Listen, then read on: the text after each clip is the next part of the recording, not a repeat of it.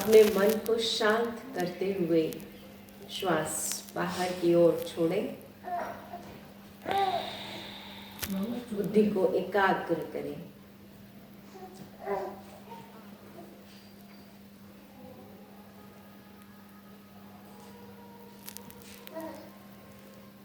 सभी आंखें खोलें और प्यार से मेरे साथ बोले ओम शांति। आज का समय जिस तरह से दौड़ रहा है, हर एक इंसान को एक तलाश है खुशी और शांति। जब तक शांति की अनुभूति नहीं, खुशियों के लिए हम क्या क्या करते हैं? वस्तुएं खरीदते हैं, व्यक्तियों से संबंध बनाते हैं और बहुत सारी चीजें करते हैं। लेकिन क्या वो खुशी परमानेंट रहती? नहीं। जरा हम कुछ समय बैक चलते हैं। कहाँ चलते हैं? हमारे जीवन की ऐसी कोई घटना है जिस घटनाओं से हमारे जीवन में बहुत बहुत बहुत खुशी आई। सभी फिर से एक बार आंख बंद करें और हमारे पास्ट में जाए, याद करें वो पल, याद करें वो घटनाएं, याद करें वो क्षण जिस समय जो हमारे साथ घटित हुआ उस कारण हम बहुत खुश थे। याद करें एक बार सभी कि ऐसा कौन सा पल, कौन सी घड़ी, कौन सा व्यक्ति, कौन सी परिस्थिति ऐसी थी जिस कारण हम बहुत खुश हुए थे, बहुत हैप्पी हुए थे। आया सबको याद? आया सबको याद? कौन कौन से पल होंगे वो हम शेयर करना चाहेंगे, सुनना चाहेंगे? कौन कौन से पल होंगे वो? कौन सा टाइम होगा वो? कौन से पल होंगे वो? कौन सी परिस्थिति होगी वो ऐसी जिस टाइम हम बहुत खुश थे? कब खुश थे बच्चों? खुश हुए हो पहले कभी? कब हुए हो? नहीं हुए? खुश नहीं हुए? हुए। कब खुश हुए हम? जब क्लास में फर्स्ट आए। क्लास में फर्स्ट आए तब। और कब खुश हुए हम? पूरी फैमिली में साथ बैठ के खाना खाया। Very nice. साथ बैठ के खाना खाया, सबके साथ मिलजुल के प्यार से बातें करी, काफी अच्छा टाइम सबके साथ स्पेंड किया। और बोलो, बोलते जाओ। जब टिपिकल स्टेज के बाद डॉक्टर ने उम्मीद छोड़ दी थी कि मैं प्रेग्नेंट नहीं हो पाऊंगी, लेकिन उसके बाद में मेरा बेटा मेरे गोद में आया था। अच्छा, वेरी गुड। और कब खुश हुए? बोलो बच्चों जल्दी से। हमें अब तक के हमारे लाइफ के कौन कौन से फेजेस अच्छे लगे?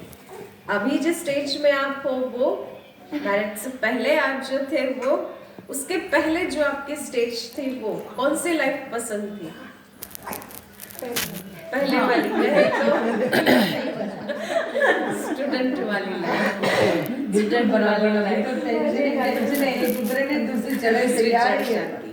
किसी को स्टूडेंट वाली लाइफ अच्छी लगी, किसी को घर में अपने मम्मी पापा के बच्चे बन के रहने वाली लाइफ अच्छी लगी, किसी को फ्रेंड सर्कल के साथ रहना अच्छा लगा, किसी को फर्स्ट आए तो अच्छा लगा, किसी को क्या। इन सब में हमने एक चीज समझी है कि हमारा फोकस ऑफ सेंटर किस पे होना चाहिए? खुशियों पे। बट हमारा फोकस ऑफ सेंटर किसके ऊपर है? दो भाई एक बार नदी किनारे सैर कर रहे थे। बड़े भाई की कोई बात छोटे को अच्छी नहीं लगी। छोटे भाई ने उसको टोक दिया। बड़े भाई ने उसको एक चमाट मारी जोर से। बड़े भाई ने उसको जोर से चमाट मारी तो छोटे भाई ने रेत पर लिखा, मेरा भाई बहुत बुरा है, इसने मुझे आज चमाट मारी। ठीक है, समंदर किनारे चल रहे थे। दूसरे दिन छोटा भाई डिसाइड करके आया कि मुझे आज लहरें जो उठती है ना समंदर की, उस पानी में तैरना है, खेलना है, मौज करनी है। तो छोटा भाई जैसे ही समंदर किनारे बड़े भाई के साथ सैर करने आया, लहरों के अंदर चला गया। वो अंदर जाते जाते इतना अंदर गया कि वो डूबने लग गया। जैसे ही बड़े भाई को पता चला मेरा छोटा भाई डूबने वाला है, ये डूब रहा है, आओ देखा ना था, वो सीधा पानी में उतरा और उसने अपने छोटे भाई को बचा लिया। छोटा भाई आता है बाहर और एक चौक लेके पत्थर पे लिखता है, मेरा भाई बहुत अच्छा है, इसने आज मेरे प्राणों की रक्षा की। बड़े भाई को बड़ा आश्चर्य लगा, कल मैंने इसको मारा, इसने मिट्टी पे लिखा, आज इसको मैंने बचाया, इसने पत्थर पे लिखा। उसको क्यूरियोसिटी हो गई और उसने पूछा अपने छोटे भाई से कि छोटे सुन, ये क्या करता है? कल जो तुझे मारा तूने तो मिट्टी पे लिख दिया, आज तू पत्थर पे क्यों लिख रहा है? छोटे ने बड़ी गंभीर और बड़ी गहरी और बहुत सुंदर बात कही। कहा कि भैया मिट्टी पे इसलिए लिखा कि लहरें आएंगी और मिट्टी पे लिखा वहाँ पहुँच के चली जाएगी, लेकिन पत्थर पे इसलिए लिखा कि पत्थर पे लिखी हुई बात कभी भी मिट नहीं सकती है ना। हम क्या करते हैं, हमारे जीवन में सिर्फ एक एक चीज आप सबने बताई, लेकिन हमारे जीवन में कितनी बार खुशियां आई, कितनी बार आई, कितने परिस्थितियों के कारण आई, हमने किसको याद रखा? किसको याद रखा? सिर्फ और सिर्फ दुखों के पलों को, कि इसने मेरे साथ ऐसा किया, इसने मेरे को कुछ बदतमीजी की, कुछ उल्टा सुल्टा बोला, मेरे साथ धोखा किया, मेरे साथ दुख किया, मेरे साथ चीट किया, मुझे बहुत इग्नोर किया, मेरे साथ ईर्ष्या की, जलेसी की। लेकिन हम ये भूल जाते हैं कि ये वही व्यक्ति है जिन्होंने हमारे साथ कुछ अच्छा भी किया है, अच्छा भी किया है। तो हमारा ध्यान किसके ऊपर होना चाहिए? खुशियों के ऊपर, लेकिन रहता किसके ऊपर है? दुखों पे। तो हमारे दुखों का कारण कौन है? व्यक्ति है, परिस्थिति है, या हम खुद हैं? हम खुद ही है। क्यों? क्योंकि हमारा ध्यान अच्छी चीजों पे जाएगा ही नहीं। जैसे एक बार एक साइंस की क्लास लग रही थी, तो क्लास टीचर ने पूछा सभी स्टूडेंट्स से, है ना, आप लोगों को भी है ना साइंस का सब्जेक्ट, तो स्टूडेंट्स को पूछा, सबके पास ग्लास दिया पानी का, आधा आधा भरा हुआ पानी का ग्लास, और बच्चों से पूछा आईक्यू टेस्ट करने के लिए, बच्चों से पूछा बताओ क्या दिखता है इसमें, कैसा है ये ग्लास? ऑलमोस्ट 99% बच्चे कहते हैं ग्लास तो आधा खाली है, ग्लास तो आधा खाली है। ठीक है, टीचर कहती है आधा ग्लास खाली है ये तो दिख गया, लेकिन आधा ग्लास भरा है, हमारी नजर उस पे नहीं गई। तो हमारी नजर किस पे जाती है? हमारे पास जो है उसके ऊपर हमारी नजर कभी नहीं गई, हमारे पास जो नहीं है हमारी नजर उसके ऊपर जाएगी। एग्जाम्पल अदरवाइज नहीं लेना, लेकिन आप सभी हमारी सखियां बैठी हो, पर ये आज की रियलिटी है। अगर दिवाली का फेस्टिवल आता है, आपके फ्रेंड सर्कल में कोई कहता है कि हमने आज ऐसी ज्वेलरी खरीदी, ऐसे कपड़े खरीदे, ये चीजें खरीदी, हमारे मन में क्या होता है? कंपटीशन की भावना आ जाती है। अच्छा ये किया, हम घर में भी क्या कहेंगे? सुनो हमको ये चाहिए, हमको ये चाहिए, एनी हाउ ये चाहिए, आप कुछ भी करो, हमको तो इस साल ये लेना ही है दिवाली पे। कंपटीशन, भले उसके लिए आपको कर्जा लेना पड़े, उसके लिए आपको कितनी ही झगड़ा करना पड़े, उसके लिए आपको कितनी आर्ग्यूमेंट्स करनी पड़े घर में, लेकिन हम क्या कहेंगे? हमें तो ये चीज़ें चाहिए। आजकल कंपटीशन कितना बढ़ चुका है, महिलाओं में कंपटीशन है, बिजनेस में कंपटीशन है, पढ़ाई में कंपटीशन है, जॉब फैकल्टी में कंपटीशन है, लाइफ में क्या हो गई है आज सबकी? कंपटीशन वाली लाइफ हो गई है। ऐसे में लोग कहते हैं कि कैसे खुशियों के ऊपर फोकस करें। जस्ट इमेजिन करो, आप में से हर कोई इंडिविजुअल ये एक इंसिडेंस इमेजिन करो कि आप खुद एक स्टेज पर खड़े हो, बात कर रहे हो, किसी को कुछ अच्छी बातें बता रहे हो। ऐसे में सभा में बैठा हुआ कोई एक पर्टिकुलर पर्सन उठ के आपका अपमान करता है, आपको अपशब्द बोलता है, आपको बहुत बुरी बुरी गालियाँ देता है, कई बार तो सुना है चप्पल भी मार लेते हैं, टमाटर भी। वो तो फिर भी ठीक है, एक बार मार का घाव तो सहन कर लेगा, लेकिन शब्दों का घाव सहन नहीं कर सकते। हम सबका रिएक्शन क्या होगा? क्या होगा? हर एक इंडिविजुअल करना अपने लिए सीन क्रिएट कि मुझे स्टेज पर मैं भाषण कर रही हूँ और उसी टाइम पे कोई सभा में से एक व्यक्ति उठकर मुझे अब शब्द बोल रहा है, सबके सामने, वो भी हमारे भाषण के बीच में ही। क्या रिएक्शन होगा? हर एक का अलग अलग रिएक्शन होगा। क्या रिएक्शन होगा बताओ सभी? इसको उठा के उधर रख दो, बताओ क्या क्या रिएक्शन होगा? जल्दी जल्दी बताओ, क्या रिएक्शन होगा? गुस्सा आएगा। और क्या होगा?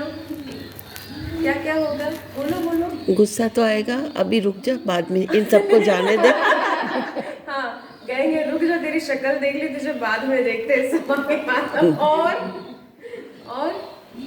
और क्या होगा, बोलो जल्दी से। उसको बाहर निकालने की भी कोशिश उसको करेंगे। बाहर निकालने की कोशिश करेंगे। और क्या करेंगे उस टाइम पे? क्या होगा हमारा मेंटल स्टेटस, हम क्या क्या कर सकते हैं? उसको देखते रहेंगे, पागल है क्या? देखते रहेंगे, पागल है क्या? अच्छा, और क्या क्या करोगे? बोलो उसको बाहर निकालने की कोशिश करेंगे। बाहर निकालने की डिस्टर्ब हो कोशिश। गया। सब डिस्टर्ब भी होंगे। और क्या करेंगे? जल्दी जल्दी बोलते चलो, कुछ तो करेंगे ना। इमेजिन करो यही कोई आकर आपको बोल रहा है कि आप ऐसे हो, आप ऐसे हो, आप ऐसे हो, आप ऐसे हो। मान लो आपकी पर्सनैलिटी के ऊपर बोल रहा है। किसी की पेट आगे निकल आई तो बोलेंगे अरे तुम्हारी तो पेट आगे निकल आया, तुम्हारा तो पेट आगे निकल आया। किसी की हाइट अच्छी नहीं है तो कहेंगे यार तुम तो इतनी नाटी सी हो, तुम्हारी हाइट अच्छी नहीं है। कोई अगर बहुत ज़्यादा काली हो तो उसको बोलेंगे अरे तुम काली कितनी हो, तुम काली कितनी हो, तुम काली कितनी हो। रोज़ आपको आपके फिजिकली चीज़ों के लिए आपको टोकता जाएगा कि तुम, किसी के बाल नहीं हो कहेंगे तुम तो गंजी हो गई, तुम तो ये हो गया। मुझे कहते सॉरी, मेरा आप पे ध्यान नहीं था। आपके लिए नहीं कहते, सब लोग कहते हैं ना भाई क्या बात है सुनीता, हुआ क्या पंचम हुआ, बस अपने आप कुदरती। तो हम उनको कहेंगे भाई शरीर मेरा, देने वाले ने मुझे ऐसे बनाया, तुम घड़ी घड़ी क्यों कहते हो? और क्या कहेंगे उसके साथ साथ रोज आपको कोई ना कुछ टोकेगा इस बात के लिए। अगर पर्सन ही रोज बोलेगा तो क्या कहोगे? बिल्कुल लेता, मेरी मर्जी, क्या मैं बोलेंगे? जैसा भी, मैं तेरी अपनी मर्जी, मैं जैसी हूँ वैसी, भगवान ने मुझे बनाया है ऐसा। बनाया है। और क्या कहोगे? तुझे मेरे को टोकने की जरूरत है? आपको क्या शरीर मेरा है। अच्छा, नहीं, इग्नोर कर देंगे ना, उसकी सुनेंगे ही नहीं। इग्नोर कर देंगे, उसकी सुनेंगे नहीं। और क्या करोगे बच्चों, क्या करोगे? बोलो जल्दी से। क्या करोगे? लड़ाई करोगे? हाँ, दूसरे दिन एक दूसरे को क्या देख रहे हो? जवाब इधर दो। क्या करोगे? तू ऐसा तू ऐसी। अच्छा, ऐसे बोलेंगे? क्या क्या करोगे? बड़े ही नहीं बोल रहे बच्चे। दूसरे दिन उसके पास ही नहीं जाएंगे, दूसरे दिन वो आपके पास आ गया तो हम उठ जाएंगे, हम उठ जाएंगे। आएंगे तो एक है भाई फालतू बातें मत करो। और क्या है ऐसे बोलने से क्या मतलब, फालतू बातें क्यों करते हैं? जैसे है वैसे रहने दो। इग्नोर भी करेंगे, उसको भगाएंगे भी, उसको समझाएंगे भी, उसको डांटेंगे भी, जरूरत पड़ने पर मारेंगे भी। क्या हम कभी उसको प्यार से बैठकर शुभ भावना से समझाएंगे? ऐसी आत्मा के लिए हमारे मन में अपनापन, अच्छी भावनाएं हो सकती है, हो सकती है, हो सकती, होनी भी चाहिए, होनी भी चाहिए। क्यों होनी चाहिए? हमें पता है कोई बीमार इंसान है, उसको इतनी बीमारी में दर्द हो रहा है, दर्द के कारण वो व्यक्ति रो रहा है, चिल्ला रहा है, अपशब्द बोल रहा है। क्या हम उसकी बात का बुरा मानेंगे? क्यों नहीं मानेंगे? बीमार है, परेशान हो रहा है ना, कहेंगे तो परेशान है इसलिए हो रहा है। ऐसे ही बात, परेशानी से ऐसे दिमाग ही काम नहीं करता तो दुनिया क्या में करेंगे? हर एक आत्माओं में किसी न किसी चीज की एफिशिएंसी है, किसी न किसी चीज की कमी है, किसी न किसी बात का अभाव है। और उस अभाव के कारण वो क्या करते हैं? वो फ्रस्ट्रेशन सब जगह निकालते हैं। जैसे भाई लोग अगर बाहर जॉब फैकल्टी में जाते हैं, सुबह तो बहुत एनर्जाइज्ड होकर जाते हैं यहाँ से, लेकिन सारा दिन भर में उनके साथी जो होते हैं उनके साथ अनबन कई बार हो जाती है। काम का प्रेशर इतना ज़्यादा होता है, बॉस का लोड ज़्यादा होता है, वो बहुत कुछ बोलता है। कोई काम टाइम पर ना हुआ तो भी हम सुनते हैं लोगों की।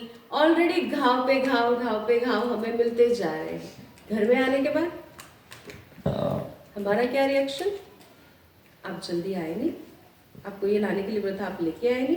अच्छा, आपको तो हमेशा ऐसे चिड़चिड़ करना है, आप तो कभी ढंग से बात करते नहीं हो। आज पता है घर में ये हुआ, ऑलरेडी बेचारे को सिर में चोट लगी है और हमने घर आने के बाद उसी चोट के ऊपर बैट पे बैट मारना शुरू किया। सामने वाले का रिएक्शन क्या होगा? घाव पर घाव दोगे, क्या होगा? हाइपर हो जाएंगे, वो घाव बढ़ेगा, कम होगा। उसी वजह से संबंधों में क्या आता है? फिर खटास आ जाती है। फिर हम कहते हैं इतने गुस्सेल है ये, इनका गुस्सा तो जैसे नाक पे चढ़ा हुआ होता है। लेकिन उसके रिस्पॉन्सिबल हम भी है, हम भी है। हमें क्या करना चाहिए, मरहम लगाना चाहिए। हम क्या कहते हैं, हाँ, और नमक छिड़क रहे हैं। आजा तुझे जख्म लगी, चल मैं नमक और रगड़ देती हूँ, बस जख्म अच्छी हो जाएगी। ऐसा नहीं। अब इन सभी चीजों का फोकस रखने के लिए एक मेन बात हमारे अंदर चाहिए। वो मेन बात है विल पावर की, वो है आत्मविश्वास की, वो है दृढ़ता की, वो है सेल्फ कॉन्फिडेंस की। एक रियल किस्सा मैं आपको सुनाती हूँ सेल्फ कॉन्फिडेंस का। एक बहुत बड़ी एक बिजनेसमैन की पार्टी ऑर्गेनाइज की थी उनके बहुत बड़े रिसोर्ट में। उस बिजनेसमैन को एक ही लड़की थी और वो खरबों की उसके पास संपत्ति थी उसके पास, और लड़की उसको एक ही थी। लेकिन वो कहता था मेरी लड़की की शादी की, उसने उस पार्टी में अनाउंसमेंट कर दिया था, लेकिन कहता था मेरी लड़की की शादी उस लड़के से करूँगा जो इस लॉन के बैक साइड में एक बहुत बड़ा स्विमिंग पूल बना है। वो इस किनारे से स्विमिंग पूल में उतरकर उस किनारे सेफली अगर स्विमिंग पूल से बाहर आया तो हम उसकी शादी करेंगे। तो कहते स्विमिंग पूल तो बहुत नॉर्मल बात है, कोई भी तैर के उसमें से निकल के इधर से उधर जा सकता है। सबको एकदम नॉर्मल लगा कि ये बिजनेसमैन तो पागल ही हो गया है, स्विमिंग पूल कोई बड़ी बात थोड़े ना है। तो सबको वहां पर ले गया, बहुत बड़े बड़े हस्तियां वहां आई हुई थी शहर की, सबको स्विमिंग पूल के सराउंडिंग खड़ा कर दिया और कहा कि ये कोई साधारण स्विमिंग पूल नहीं है, इस स्विमिंग पूल में हमने जहरीले सांप छोड़े हैं, हमने जहरीले सांप छोड़े हैं। अब जो यहाँ से कूद के वहां सेफली निकलेगा ना, उसके साथ मैं मेरी बेटी की शादी भी करूंगा और ये अरबों खरबों संपत्ति का उसको मालिक भी बना दूंगा, उसको सब कुछ दे दूंगा, सब कुछ, और मैं रिटायरमेंट ले लूंगा। अब सब एक दूसरे के चेहरे को देखे, वही पत्नी भी नहीं चाहिए, प्रॉपर्टी भी नहीं चाहिए, जान किसको प्यारी नहीं है ना, सबको प्यारी है। सब एक दूसरे को देख रहे थे। इतने में पता चला एक बहुत नौजवान युवक कूद गया स्विमिंग पूल में। वो इस कदर कूदा कि सब लोग आश्चर्य करने लग गए, ये बेवकूफ तो नहीं हो गया। और वो इतना फास्ट, जैसे उस तक सांप पहुंचे सारे, एक दो नहीं बहुत सारे सांप थे, लेकिन वो इतना फास्ट और इतना सेफली दूसरे पार निकल आया। और निकल के उसने बहुत गहरी सांस ली और वो 2-5 मिनट के लिए तो एकदम फ्रीज होकर बैठ गया, डर गया था बहुत, है ना। सब लोग उसको अप्रिशिएट करने लग गए, तालियां बजाने लग गए, बहुत बहुत खुशियां मनाने लग गए, खूब खूब खुशियों का माहौल हो गया। लड़की के माता पिता दोनों उसके पास आए, खूब उसको बधाइयां दी, गले लगाया। और वो जब थोड़ा सा कॉन्शियस में आया, सबको चुप कर दिया, अरे चुप रहो आप लोग। कहते क्या हुआ, नहीं मुझे ढूंढना है उस व्यक्ति को। कहते किसको? उस व्यक्ति को जिसने मुझे धक्का दिया पुल में, और मैंने अपनी जान बचाने के लिए मैं फास्टली इतना पुल से बाहर हो गया। ना तो मुझे शादी करनी है आपकी बेटी से, ना तो मुझे प्रॉपर्टी चाहिए आपकी, लेकिन मैं ढूंढ उस इंसान को रहा हूँ जिसने मुझे जबरदस्त धक्का दिया इस पुल में। सेल्फ कॉन्फिडेंस था, जीने की उम्मीद थी, इसलिए वो बंदा सेफली बाहर निकला। हम हमारे ऊपर कितनी जहरीली परिस्थितियाँ आती है जीवन में, बिल्कुल सही बात, कितनी जहरीली परिस्थितियाँ आती हैं, और उन परिस्थितियों में हमारा मनोबल क्या कहता है, मैं तो घर छोड़ के चली जाऊंगी, मैं तो सुसाइड कर लूंगी, मुझे तो नहीं चाहिए फैमिली, ना मुझे फैमिली मेंबर चाहिए, बहुत प्रॉब्लम है, ये है वो है वो है। सेल्फ कॉन्फिडेंस यहाँ होना चाहिए, वो डाउन हो जाता है। कैसे बढ़ेगा सेल्फ कॉन्फिडेंस? मार्केट में मिलता है, जो जाके खरीद के ले आ भाई, 2-4 किलो सेल्फ कॉन्फिडेंस आज हमें कम पड़ रहा है हमारे अंदर। कहाँ से आएगा सेल्फ कॉन्फिडेंस? एक परमात्मा को याद करने से। अब उसको याद करने का मतलब क्या है, उसकी पहचान होना जरूरी है। आज दुनिया में देखो 33 करोड़ देवी देवताएं, हर व्यक्ति भटक रहा है, इस मंदिर, उस मस्जिद, उस गुरुद्वारे, सब जगह भटक रहे हैं। मिल रहा है किसी को कुछ? मिल रहा है? शांति मिल रही है? अनुभूतियां हो रही हैं? जिस समस्या के निवारण के लिए आप जा रहे हो, क्या वो परमानेंटली समस्या का समाधान मिल रहा है आप लोगों को? नहीं मिल रहा। फिर हम क्या कहते हैं, हमारी विधि ठीक नहीं है, हम भगवान को जानते नहीं हैं, उसको मानते भी नहीं है, तो उसकी सुनते भी नहीं है। बावजूद जब कभी कुछ प्रॉब्लम हो जाती है तो हम सीधा सीधा ब्लेम किसके ऊपर करते हैं? पता है लोगों को बोलेंगे ना तो लोग आकर मार के जाएंगे, लेकिन भगवान को बोलेंगे तो बेचारा भगवान कुछ कर ही नहीं पाएगा तो क्या कर सकते हैं इंसान? उसको कहते हैं, बोलते हैं क्योंकि वो कुछ कर नहीं सकता, वो कुछ बोल नहीं सकता, इसलिए ब्लेम किसके ऊपर करेंगे? भगवान तेरी आंखें फूट गई, तेरे को दिखा नहीं, हम इतना कुछ कर रहे हैं तुझे समझ में नहीं आता, हमने इतना तेरे लिए किया, उसके लिए किया या अपने लिए किया? किसके लिए किया? अपने लिए किया। तो परमात्मा को जानना, समझना, उसकी सुनना और उसको मानना, ये 4 स्टेप जो है ना वो बहुत बहुत ज़रूरी है। एक बार उसको जान जाएंगे ना तो उसको हम चलते फिरते उठते बैठते घर के काम करते हुए भी याद कर सकते हैं। जैसे कहते हैं अगर एक कमरे में लाइट जला दो तो लाइट की रोशनी चारों ओर फैलती है। आपको घड़ी घड़ी लाइट के पास नहीं आना पड़ता कि रोशनी दे मुझे, रोशनी दे मुझे, आना पड़ता है नहीं।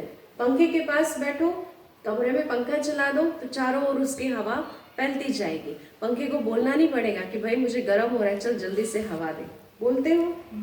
वैसे सूरज के सामने जाओ या बाहर निकलो घर से, सूरज अपनी रोशनी सब जगह फैलाता है, उसको आपको बोलना नहीं पड़ता है कि हमें रोशनी दे, रोशनी दे, है ना?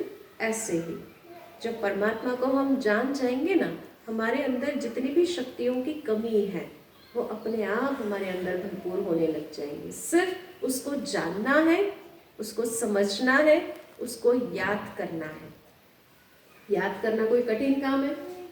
मेरे हिसाब से आप लेटे लेटे बैठे बैठे भी याद कर सकते हो, कोई कठिन काम नहीं। याद तो बुद्धि से करना है, ना तो मंत्र का जाप करना है, ना तो कोई विधि विधान लेकर बैठना है, सिर्फ बुद्धि से याद करना है। कितना इजी है उसको याद करना, पर याद करने के लिए उसको जानना भी तो जरूरी है, क्योंकि सारी शक्तियों का सोर्स कौन है? परमात्मा ही है। इसलिए तो हम कहते तू प्यार का सागर है, तेरी एक बूंद के प्यास से हम बोलते हैं ना। एक बूंद क्या, वो कहता है मैं पूरा सागर लेके बैठा हूँ, बच्चे मुझे याद तो करो, सारी शक्तियों से सारे गुणों से मैं तुम्हें भरपूर कर दूंगा। तो सारा ध्यान हमारा किसके ऊपर होना चाहिए? एक और एक्सपेरिमेंट बताती हूँ, स्कूल में ही एक टीचर ने बच्चों के साथ किया था। कुछ हमारी ये स्थिति है वो आज के संसार की। बच्चों को कहा कि हर एक के पास पेन होगा, पेन हाथ में लेके ऐसे खड़े रहना। ठीक है, सारे बच्चे खड़े हो गए, हाथ में पेन लिया और हाथ इस पोजीशन में रखा।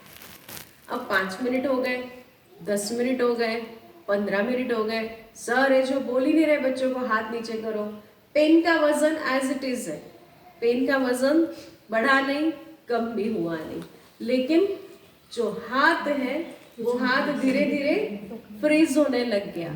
ये हाथ तो मेरा दुखने लग गया। जिन बच्चों में सहन शक्ति ज्यादा थी वो पहले कुछ बोले नहीं, जिनमें कम थी वो कूका करने लग गए, सर हाथ दुख रहा है, पेन रखेगा नीचे, सर हाथ दुख रहा है, पेन रखेगा नीचे। सर कहते नहीं, पेन नहीं रखना, पेन एज इट इज हाथ में रहेगा। बेचारों से सहन नहीं हुआ तो उन्होंने पेन फेंक दिया और रोने लग गए, हमसे नहीं सहन हो रहा, हमारा हाथ तो दुख गया। जो सह रहे थे वो तो अभी भी पकड़े हुए थे। पूरा टाइम हो गया, उनका लेक्चर खत्म हो गया, दूसरा लेक्चर का स्टार्टिंग हो गया, लेकिन दूसरे सर भी आए नहीं थे तो वो ही उन सर को कैरी ऑन करने के लिए बोल दिया। अब दूसरे बच्चे का, अब सर अब तो छोड़ दो, 40 मिनट 45 मिनट भी आके हो गए हैं, हमारा हाथ दुखने लग गया। तो सर ने कहा कि एक पेन इतना सा जिसका वजन हम सह नहीं सकते, क्यों? क्योंकि हाथ हमारा इस पोजीशन में है और एक पोजीशन में हाथ अगर रखोगे तो वो हाथ आपका फ्रीज हो जाएगा। वर्षों पुरानी बातें मन के कोने में कैसे रखते हो? मन फ्रीज नहीं होता है, होता है नहीं होता है, रखते हो ना। 10 साल पहले इसने मेरे साथ ऐसे किया था, रुक जा, 20 साल पहले ऐसे हुआ था, मेरे घर में शादी थी तो ये ऐसे करके गई, मेरे घर में ऐसा कोई काम पड़ा तो इसने ऐसे किया, या इस त्योहार पे हम गए थे इसने मेरे साथ ऐसे नहीं किया, या फलाने की शादी में मैं इनको हेलो करने गई इन्होंने मुंह फेर दिया, अब मैं क्यों बोलूं? कोई नहीं, मैं नहीं बोलने वाली अब इनसे। होता है ना ऐसे।